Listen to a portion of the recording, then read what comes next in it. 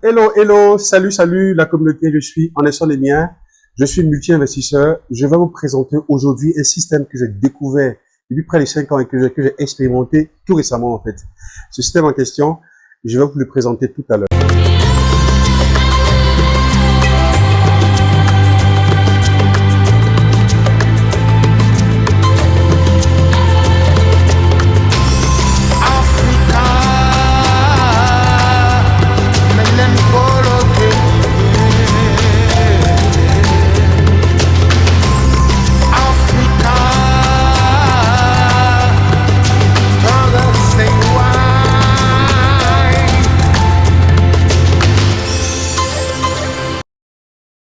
Je suis Anderson Lemien, multi-investisseur. J'investis dans l'agriculture, dans l'élevage et dans l'immobilier. Aujourd'hui, je vais vous parler d'un secret, n'est-ce pas, que j'ai découvert tout récemment. C'est un secret, en fait, que j'ai plusieurs fois hésité de partager avec tout le monde. Mais je pense que c'est très important de pouvoir partager ce qu'on a découvert avec tout le monde. Et c'est ça le plus important. Et ce secret en question, c'est... Je vous l'explique tout de suite. Vous savez, lorsque nos pays africains ont eu leur indépendance, les pays africains ont hérité d'un système économique et politique. Aujourd'hui, je vais parler du système économique. Donc, ce système économique, c'est le capitalisme. C'est un système économique, en fait, basé sur la propriété privée des moyens de production. C'est-à-dire que quelqu'un, n'est-ce pas, produit, par exemple, des chaussures. Les moyens de production qui permettent de produire ces chaussures en question appartiennent à une personne.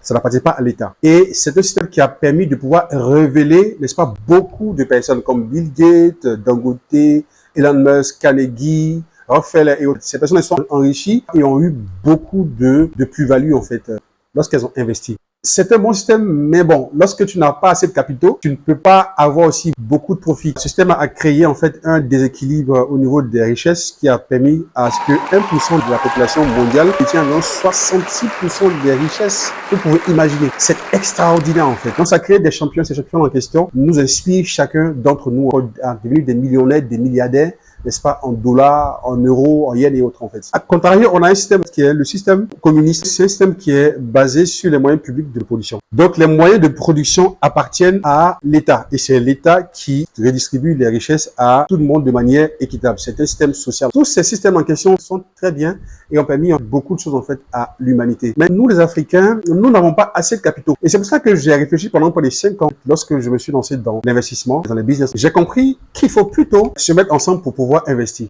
Et c'est pour ça que j'ai réfléchi, j'ai créé un concept que j'appelais le collectivisme capitaliste. Son nom est tellement évocateur parce que le collectivisme veut dire le groupe et le capitalisme en fait veut dire l'investissement par des capitaux. Et ces capitaux-là sont privés. Donc c'est un système économique basé sur, n'est-ce pas, la propriété privée des capitaux qui appartiennent à des groupes. Donc grâce à ce système en question, si j'ai un grand projet mais je n'ai pas assez d'argent, je ne vais pas attendre que Mathusalem meure d'abord avant que je puisse investir. Et il y a beaucoup de personnes, faute de moyens, n'ont pas pu investir dans les projets qu'ils ont voulu. Lorsque nous nous rendons dans les cimetières sont des lieux assez riches en fait parce que il y a eu beaucoup de rêves qui n'ont pas été réalisés. Et ne fais pas partie de ces personnes en question qui se disent non, il faut que moi je puisse investir seul. Non, si tu investis seul, le problème en fait c'est que tu peux ne pas réaliser tes rêves. Revenons à nos moutons. Je prends un exemple. Je veux investir dans l'agriculture ou dans la porciculture.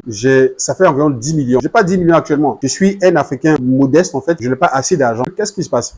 Soit je laisse le projet couler, soit j'emprunte en fait l'espace qui n'est pas trop donné à tout le monde en fait et tout le monde ne peut pas emprunter en Afrique. Ou soit je me mets ensemble avec des personnes pour pouvoir investir. Pas des associés qui vont venir juste investir et puis voilà, non. Et puis ils vont quitter là, non, non. C'est un système en fait qui prône en fait, je vais dire, le communautarisme en fait. Avant l'investissement même, c'est le communautarisme déjà. Il faut qu'on se connaisse et qu'on se fasse confiance déjà. Donc, grâce à ce système en question, la confiance est créée dans un cadre légal et juridique et qui permet l'incubation de plusieurs projets ou qui permet l'éclosion des projets. Je n'ai pas assez d'argent. J'ai 10 millions comme devis de ma pocherie. Grâce à ce système en question, je sais que dans le groupe en question, il y a forcément des personnes qui ont un rêve de créer une pocherie. Qu'est-ce que je fais? Je lance un appel et ces personnes vont se manifester. Et grâce à cela, on pourra se mettre ensemble pour pouvoir investir. Donc, s'il y a 9 personnes en plus de moi, ça fait 10 personnes. J'ai 1 million, ça fait 10 millions. Et ces 10 millions en question, on prend et on investit. C'est ça, le communautarisme. Ça, je parle de quelqu'un qui a peut-être qui est moyen, qui a ses 1 million. Mais imaginons que ces personnes ont 200 000 francs. Donc, on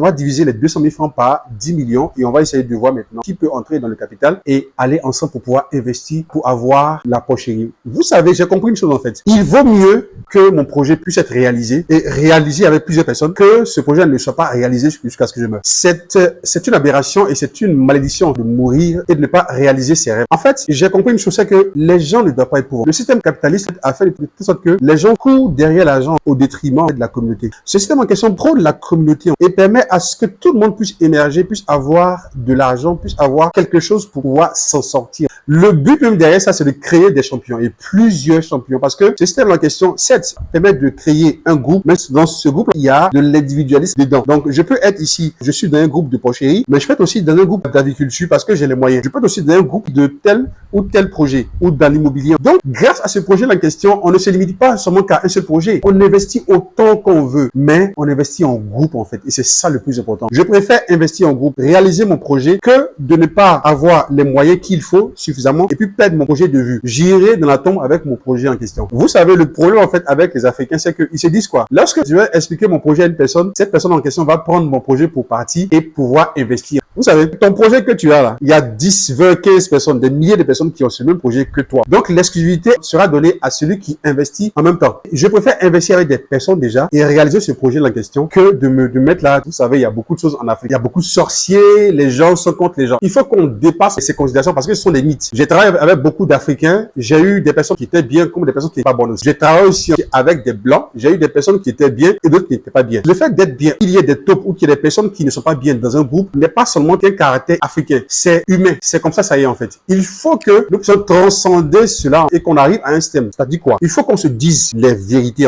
Nous avons besoin de chacun. Notre école, en fait, malheureusement, ne nous permet pas de créer cette communauté en question. Parce que notre école est très individualiste et prône aussi la rivalité. C'est-à-dire quoi? Moi, je suis premier, je suis deuxième, je suis troisième, en fait. Donc, il y a beaucoup de rivaux, en fait. Et vers la fin, en fait, ça crée des sentiments. En fait, j'ai regardé un documentaire asiatique où les enfants travaillaient ensemble. C'est-à-dire, dès le bas âge, en fait, les enfants travaillent ensemble. Ils font tout ensemble, ils cuisinent ensemble et ils s'entraident. C'est ça, en fait, normalement, qu'on doit inculquer à nos enfants. Celui qui est à côté de toi n'est pas un rival. C'est une concurrence. Mais c'est avant tout un partenaire. Parce que le concurrent peut devenir demain un partenaire. Par contre, le rival, il reste toujours éternellement un rival. Et c'est ces personnes-là qu'on crée. Ces intellectuels-là, rivaux, qu'on crée en fait. Et ça crée tout un désordre parce que nous n'avons pas une ligne éditoriale dans notre démarche d'enseignement. Lorsque nous voulons des personnes ou des ressources humaines, il faut qu'on puisse orienter notre éducation vers et pour qu'on puisse créer ces personnes en question. Voilà. Et notre système, malheureusement, n'est pas encore adapté à nos réalités. Et c'est pour ça que ça crée beaucoup de choses et beaucoup de problèmes. Si dès le bas âge, en fait, on dit que nous sommes tous des Africains et que nous devons marcher main à la main afin de pouvoir construire un pays et que cela, cet endoctrinement en question est fait dès le bas âge, vous allez voir qu'il n'y aura même pas de problème lorsque nous allons penser communauté. On voit des Libanais actuellement qui se mettent ensemble et qui investissent. Les Libanais ne sont pas plus intelligents que nous. Leur force, c'est quoi? C'est la puissance de la communauté. Lorsque les Indiens viennent en Afrique, ils ne se mettent pas de manière dispersée. Ils travaillent ensemble et en communauté. Lorsque les Chinois viennent ensemble, ils essaient de repérer leur communauté et ils travaillent ensemble. Les Chinois ne font pas de publicité. Ils ne font même pas de coaching, en fait. Mais quand ils viennent en Afrique, ils investissent en communauté et ils s'enrichissent. C'est ça, en fait, n'est-ce pas, le plus important. Et quand ils viennent en Afrique, ils viennent avec beaucoup de capitaux. Et nous sommes là, des centaines de millions, mais nous sommes là et nous sommes divisés. Ils viennent, ils prennent les marchés et puis ils s'en vont. Je pense, en fait, n'est-ce pas, qu'il faut qu'on arrête, qu'on cesse cette histoire de non, les Africains ne peuvent pas se mettre ensemble. On peut se mettre ensemble. C'est maintenant qu'il faut qu'on se mette ensemble. Et c'est pour cela que je vais parler de cela dans toutes mes vidéos. Dans toutes les vidéos qui viendront après cette vidéo-là en question, je parlerai toujours de la nécessité des Africains de se mettre ensemble pour pouvoir évoluer. On va créer beaucoup d'entreprises. Je vois beaucoup d'entreprises qui se créent. Je vois assez d'entreprises, en fait, qui se créent parce que il faut que nous puissions arriver à ce stade en question. À ce stade où tu vois ton ami et tu lui dis, ah, j'ai un problème de 100 millions. C'est à ça, en fait, qu'il faut qu'on puisse arriver, en fait. Et c'est pour cela que c'est une vidéo pour conscientiser la jeunesse africaine, la jeunesse ivoirienne, en fait, de manière particulière à se mettre ensemble pour pouvoir investir. Je vais mettre en description le lien du groupe Telegram et nous allons nous mettre ensemble pour pouvoir investir. Pour ceux, bien sûr, qui sont intéressés, vous allez vous inscrire et puis voilà, on va faire quelque chose de puissant et de potable. Merci beaucoup. Ciao, ciao et à bientôt.